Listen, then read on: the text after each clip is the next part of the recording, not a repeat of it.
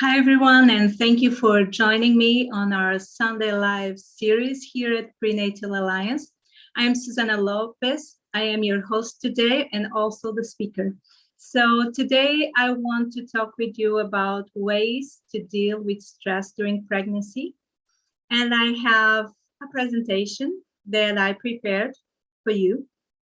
So let me just share my screen. So here we are. So how to deal with stress during pregnancy.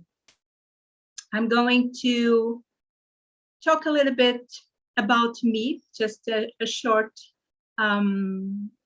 introduction of who I am. I am, first of all, a mother of 3 lovely children, and I am a yoga teacher for over 20 years with extra training in prenatal and postnatal yoga, and also yoga for pregnancy, yoga for children, prenatal education, pilates.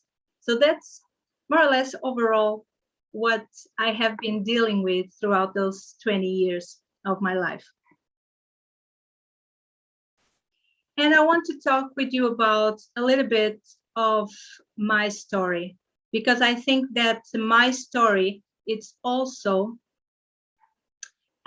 very common in a lot of women that start preparing a new cycle on their lives to raise a family, have a baby. So I had my first baby in 2009. And in my first pregnancy, I was still pretty much living my life as if I was not pregnant.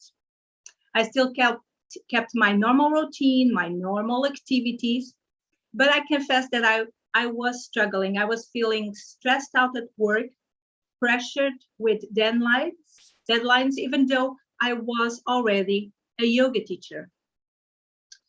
But as commonly all of us do, all of us women, I did not try to slow it down. I was doing what I thought people at work, society, my family was expecting from me. So doing all the necessary pregnancy exams, eating well, practicing yoga, but still I was feeling very overwhelmed by the whole experience. I did not know what stress could do to me, to my baby, how I was not respecting my new natural cycle of life, and how I was also reawakening memories on my mind and on my body of my own experience in the womb, on my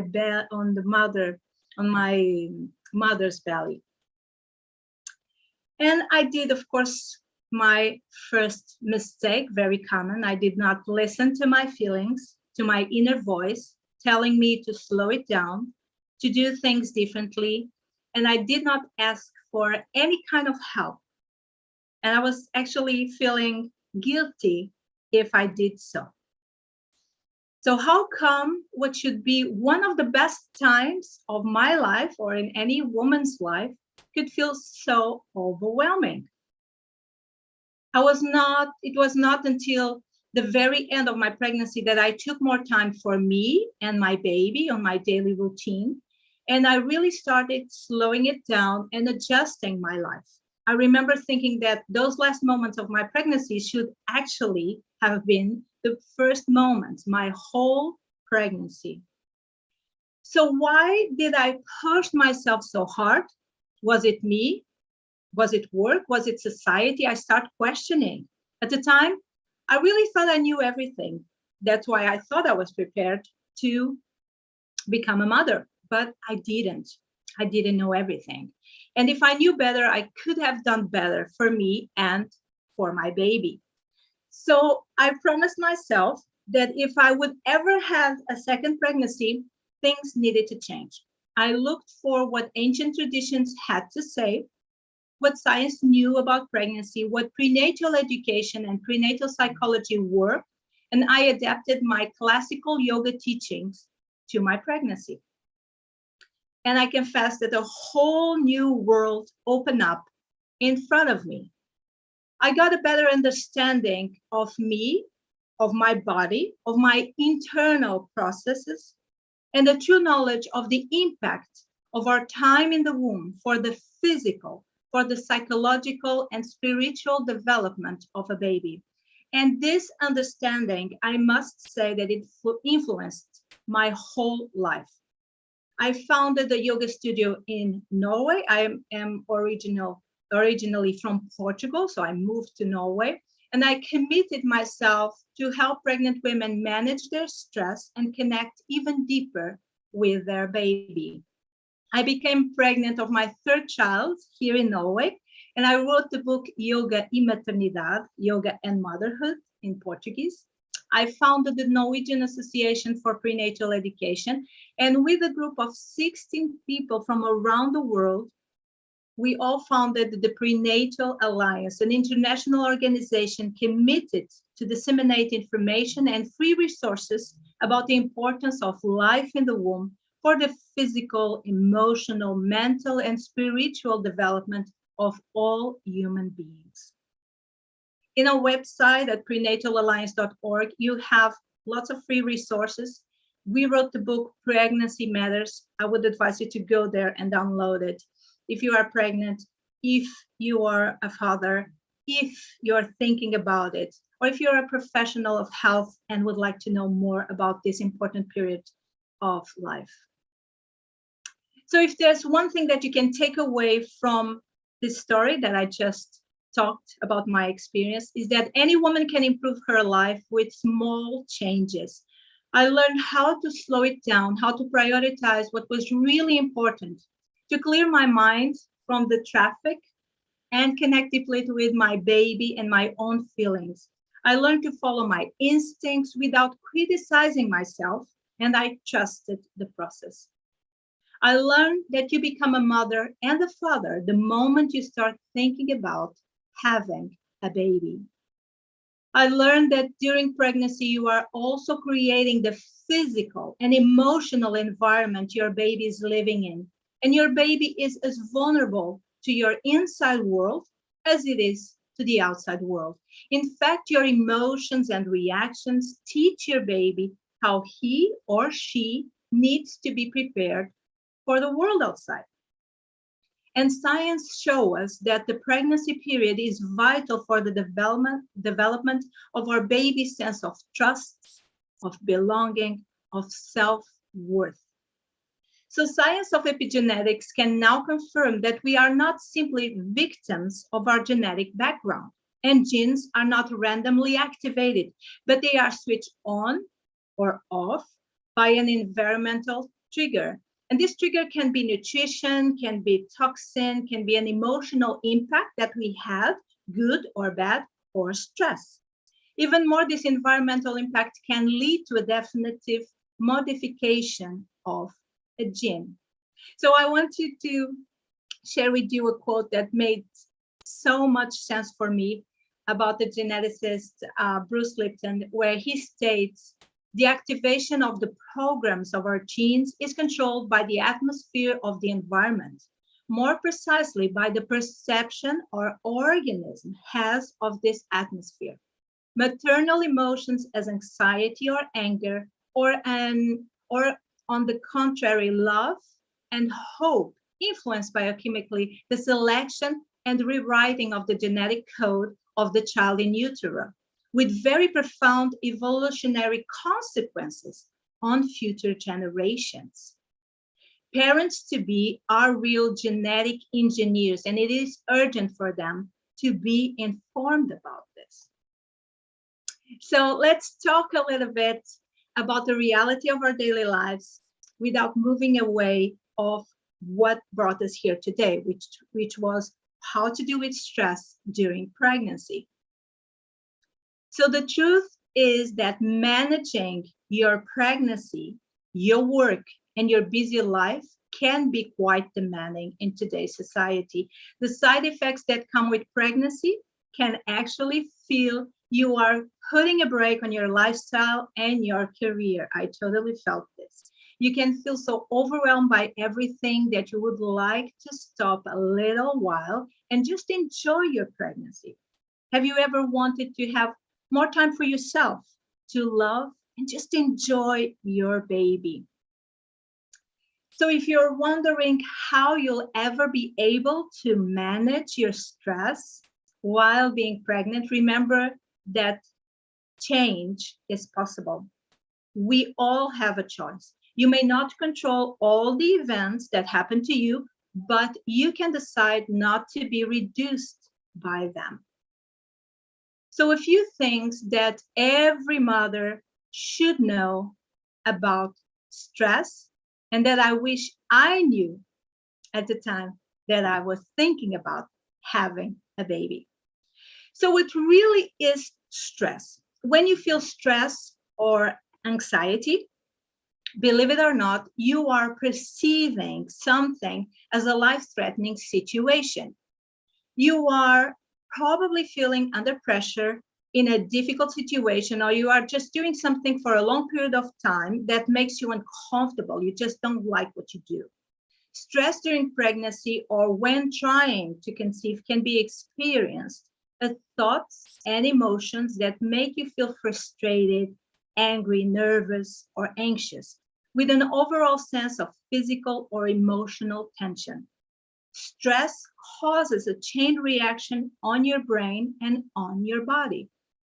In short times, stress can actually be positive. It's biological. For instance, when it helps you to avoid a danger or a difficult situation. But when stress lasts for a long time, it may harm your health. So where does this reaction comes from? Well, it comes from the old time, from millions and millions of years of evolution. Yes, we have evolved, but we still have our reptilian brain, which is the earliest evolved part of the brain that has our amygdala gland in it. And the amygdala gland is essential for decoding emotions, and in particular stimulus that are threatening to our organism. It's like the seed of the stress response, also called a sympathetic response or a fight or flight response that can be caused either by physical, emotional, or biochemical factors. So what happens when the stress response kicks in? Well, we cut off that logical part of our brain that it's more creative, that help us to plan, to organize things, the prefrontal cortex, so that we can have an instant reaction. And our hypothalamus, which is a tiny region at your brain's base, sets off an alarm system in your body. Through a combination of nerve and hormonal signals, the system prompts your adrenal glands, located on the top of your kidneys, to release a surge of hormones, including adrenaline and cortisol. And then is when a cascade of reactions happen to us. Adrenaline increases your heart rate, elevates your blood pressure, and boosts energy supplies. Cortisol, the primary stress hormone, increases sugar in the bloodstream and brain and increases the availability of substance that can repair your tissues in case of an accident. It basically alters your all immune system responses and suppresses the digestive system, the reproductive system, and growing processes. So this complex natural alarm system also communicates with the brain regions that controls our mood. And you feel a tendency towards fear, anxiety, depression, being worried all the time, or angry. And this is, of course, a very strong biological response. And it is really meant to be short term because it was meant for our survival. The long-term activation of the stress response system and the overexposure to cortisol and other stress hormones can disrupt almost all your body responses. This puts you in an increased risk of many health problems, including anxiety, depression, digestive problems, headaches, heart disease, sleep, and when we are pregnant, having early contractions. That is why it is so important to learn healthy ways to cope with the life stress sensors. So one of the things that I question myself is, why is stress so frequent in our daily lives? And in a lot of Western cultures, instead of cultivating an environment of quietness and observation, such as the one that we had before in the wild, for instance, the environment that we need at work or at home, especially women that are multitasking all the time. So instead of keeping ourselves calm and in balance in an environment good and healthy to process all our activities and achieve good levels of performance, we are living in an environment that is always asking for a quick reaction from ourselves. We are actually reacting a lot and not saving that biological, natural stress response just for situations where we really need it to survive on a difficult situation. So the problem is that a stress reaction, which is a very strong reaction, both physically and emotionally, is a pattern that can actually become a habit. And all of us are living it in a way or another. So what can stress do to pregnant women and their babies? It is very important for pregnant women to control their stress because the environment that exists outside is provoking a response reaction in the mother's body and mind, in the mother's feelings and thoughts, and whatever is going on with the mother can also be passed on to her baby. The baby in the mother's womb is in a fusion of body, emotions, thoughts, and energy. So the baby is feeling all the experience and reactions from the mother as it was the baby's own experience to better be prepared for the life after birth. The baby is learning to recognize the mother's outside environment through the mother's inside signals. We now understand that babies are far more sensitive than we thought they were. And the responsibility of a mother extends beyond the physical bond and moves into the quality of what her mind experiences, her thoughts, emotions, her view of the outside world. So if the child is born in a stressful survival situation and the more primitive animal nature of the baby is activated many times during pregnancy, the studies show that the child has a smaller head circumference, a smaller forebrain, and a larger hindbrain, larger adrenal glands, because the emotional signal that the mother is experiencing is molding the child for better chances of survival if they face the same environment, if the child faces the same environment that the parents are perceiving. Mothers that experience feelings of anxiety, frustration, and depression during their pregnancies lead also to a poor connection and bond with their babies, influencing labor and the whole postpartum experience. This is why it is so important for a mother to be well informed, to learn to have the means, the strategies, and tools to bring harmony into her feelings and thoughts for the best start of her baby's life.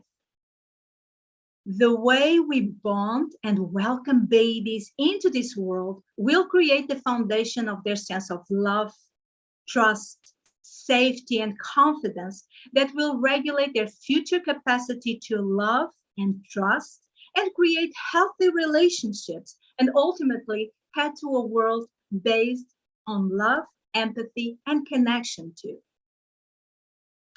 So what can we do to release stress and connect better with our baby to deal with our daily stress? Well, the good news is that you can train yourself not to be so reactive. You can train yourself to develop and nurture a calmness and balanced environment inside and outside, even in difficult situations.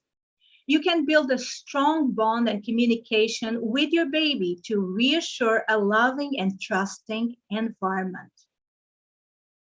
So let me talk with you a little bit of some very simple strategies that you can use. The first one that I've chosen for today is learn to become less reactive. I think this is so important. Start your own self-awareness practice. One that I did it and it worked so wonderfully was just to sit down, start slowing down your breath. You can have your hands on your belly so that you can be connected with your baby. And you can breathe in through the nose and breathe out through the mouth. And when you're breathing out through the mouth, you're doing what I call the blow ha.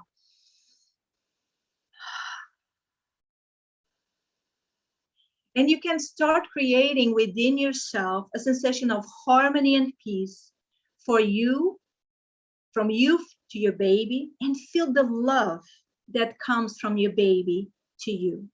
Okay, so breathing in through the nose, out through the mouth with the blow-ha. Breathing in, full breath, full capacity of the lungs, and breathing out. Breathing in and out. And you can have your hands on your baby the whole time. Do this for 4 or 5 times, and it works like magic. It actually changes the chemistry of your brain. Helps you to release emotional and body tension, helps you to refocus, to go back to your center. And if you are calmer, you can also bond better with your baby. You can do this when you are walking, when you're sitting down, when you're standing up. It's up to you. Meditation and relaxation techniques can calm your nervous system. It's good for your immune system. It's not difficult to do. Everyone can do it. It's very simple and it's easy. You can do it throughout the day. There's no contraindications for this one.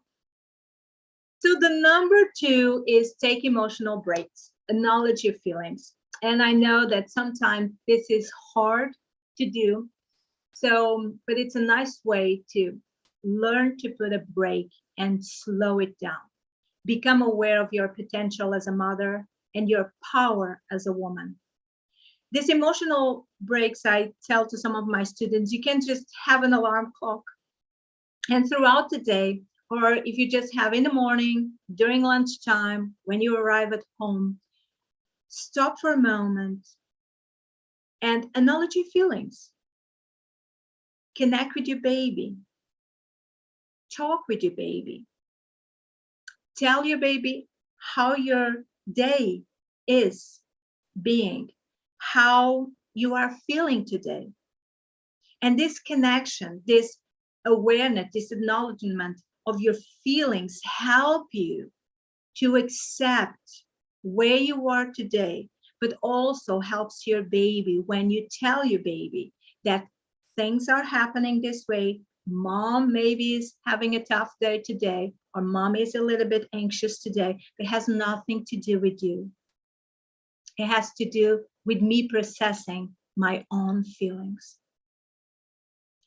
Acknowledging that our babies are sensitive, are conscious of what we are going through. The third one that I chose for today is learn to say no. Learn to say no is a very important power for women that are pregnant. Start setting your boundaries. A lot of women have a difficult time to just say no. So you will need to refocus your brain on this. Well, during pregnancy, we have one more person in our team, which is our baby. Sometimes when students come to me and ask, Susana, but how can I put this in practice? It's so hard to say no. Well, I always tell them, talk with your baby, because you're in a fusion. Remember, a fusion of thoughts, of emotions, of body. So if you are questioning if you should do something or not, ask your baby, should I do this or not? And wait for the answer. Because our babies connect with us, not only physically, but also psychologically. So we can know their answers, and we can intuitively understand what is best for us just by making that question, what would my baby do? How would my baby decide on this? And wait for the answer. The fourth tool that I have here is create positive relationships. I know that being a mother is not easy. It's not always pink and blue. Okay, it is a constant demanding and sometimes can be a very demanding task and very exhausting task. So feeling supported by your close ones at home, with your family, at work will help you go through the process. Allow yourself to ask for help. Don't do what I did in my first pregnancy, which I didn't. I didn't ask for help. So allow yourself to ask for help. You are not lazy. You're pregnant.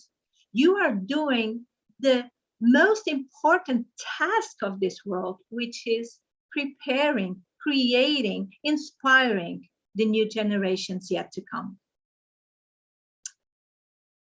And another tool, observe and connect with nature. This is the last tool that I have for you today. Being in nature helped me so much. It's so important. Even if you don't do any of the other tools that I just gave you that are very simple, very easy to do. But being in nature or even just viewing scenes of nature reduces anger, fear, and stress and increases pleasant feelings. Exposure to nature also contributes to your physical health, reducing blood pressure, heart rate, muscle tensions, and the production of stress hormones. And it can also help you heal old emotional wounds. So nature deprivation, or a lack of time in the natural world, largely due to our hours spent in front of a TV or computer screens or mobile phones, has been associated with depression, loss of empathy, a lack of altruism. So feel inspired as you create your baby inside. Get information and support and start building a fulfilling space within yourself to feel inspired and creative as you move through nature's process of life and creation in peace and harmony with yourself and with your baby. At this moment, you are creating and inspiring the world inside. You are imitating the most fundamental laws of nature. You are just like Mother Earth. So choose what is best for you. Not all mothers are equal. Some mothers, there are some tools that work best. Other tools work best. There's not a right and a wrong. But when you feel inspired, when you feel more calm and peaceful, you will allow a better physical, emotional, mental, and spiritual development of your baby. So this is what I had for you today. I hope you enjoyed our talk. Let me see if there's any questions around. And if you need anything from me or from any on our team of Prenatal Alliance, you can just go to our website, www.prenatalalliance.org. We are there. We love to have new people to talk about these issues and to propose new ideas and forms to reach out to more moms and also couples, families, youth around the world. Have a lovely day. Enjoy. Bye-bye.